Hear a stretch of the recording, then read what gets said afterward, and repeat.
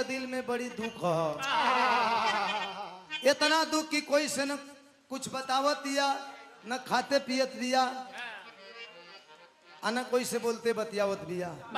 एक ठे मुंह बोली ननद रहल, पूछलस का ए भौजी देखो तनी 2-4 दिन से न खात पियत बाड़ू, न बोलत बतियावत बाड़ू, का बात बा, कोनो दिक्कत बा का? कलश भैया बोलना हाँ, कलश अरे तब का है मन मरले बाड़ू, तब बतावले रहल का कहले रहल?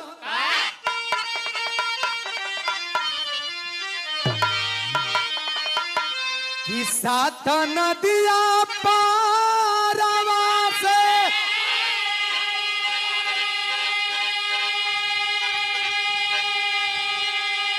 अरे मोरा भैया आइला रे नदी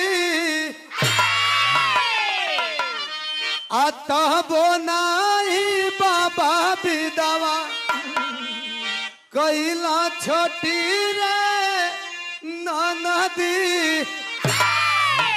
कैसे कले रहल? अरे सात नदिया परवा से मोरा भैया आइला रे नदी, मोरा भैया आइला रे नदी।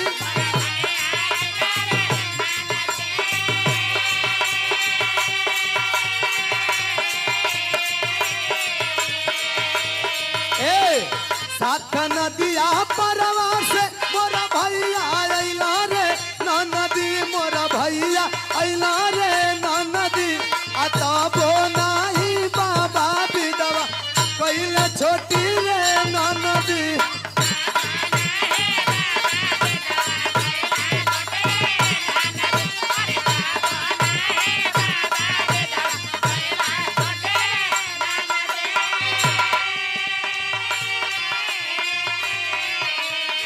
लेकिन भगवान श्री कृष्ण का जब जन्म भयल तो समय माहौल का रहल, दिन का रहल, नक्षत्र कौन रहल, महीना कौन रहल। कवि जी लिखत रहन रोहिणी नक्षत्र भादो के अनहरिया खुशबू गगनवा में।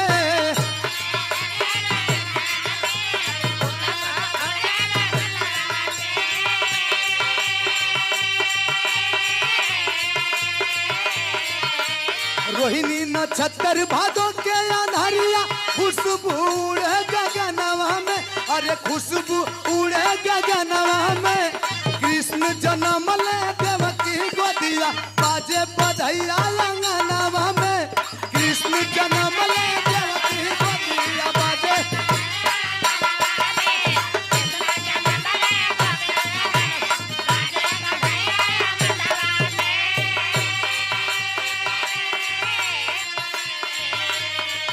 जब उनकर जन्म भयल बड़ी कंस महाराज जब रहलन चौचक पहरा लगौले रहलन कि जग पैदा हो काहे कि उनके आकाशवाणी भई रहल कि देवकी जो तुम्हारी बहन है उसी का 8वां पुत्र जो जन्म लेगा उसी के हाथों तेरी मृत्यु होगी। तो जब पहला बच्चा जन्मल तो कंस कलश के छोड़ा जाएगा, 8वां न मारी एकरा के काहे के मारब? बोले नारद जी हड्डी फेंक दू कुकुर लड़ावा जेकर किस्सा वो पहुंचल के रे महाराज कंस। जैसा कि आपने सोचा था, तय किया था, प्रण लिया था कि देवकी के हर एक पुत्र को हम मारेंगे, 8वें पुत्र के हाथ आपका वध होगा। तो कंस कहलस के रे तू पहला न है।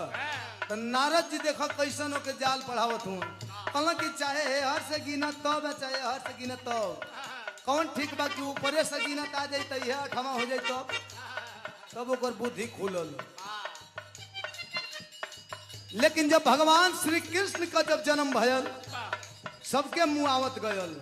7वां पुत्र जब रहल तो जब बलदाऊ जी पैदा भइलन कृष्ण का बड़का भैया दाऊ भैया, तो ऊ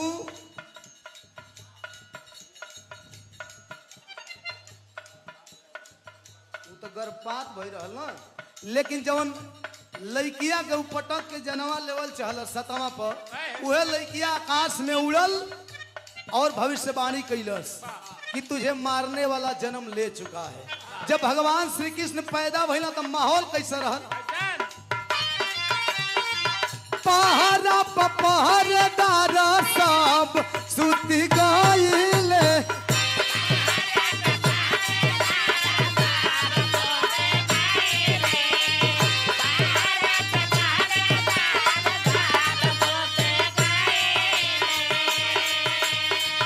पापी कंस राजा पर कयामत घराइले।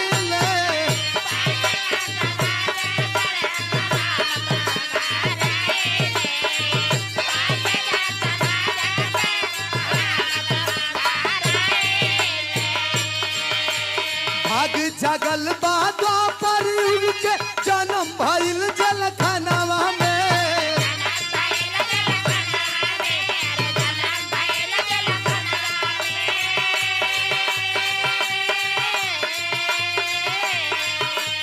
भाग जगल बादा पर के जन्म भइल जलखनवा में। अरे जन्म भइल जलखनवा में।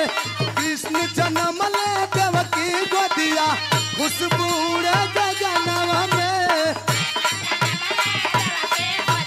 बाजे बधैया अंगनवा में।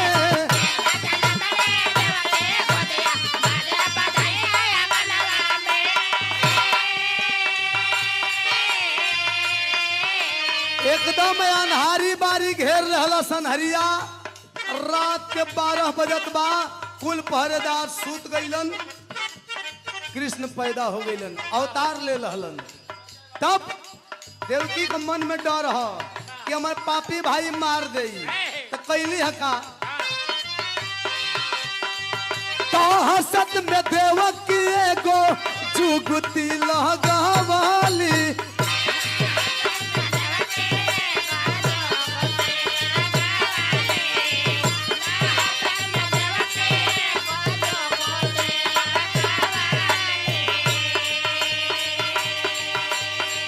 यशोदा भवनवा अपन लाल के पठावाली।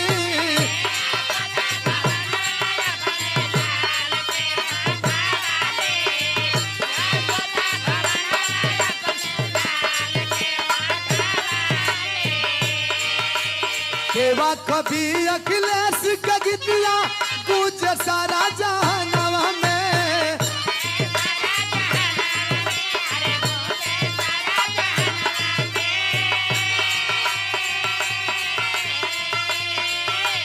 केवा कभी अखिलेश के गीतिया गूंज सारा जहानवा में। अरे कृष्ण जन्म ले देवकी गोदिया बाजे बधैया अंगनवा में।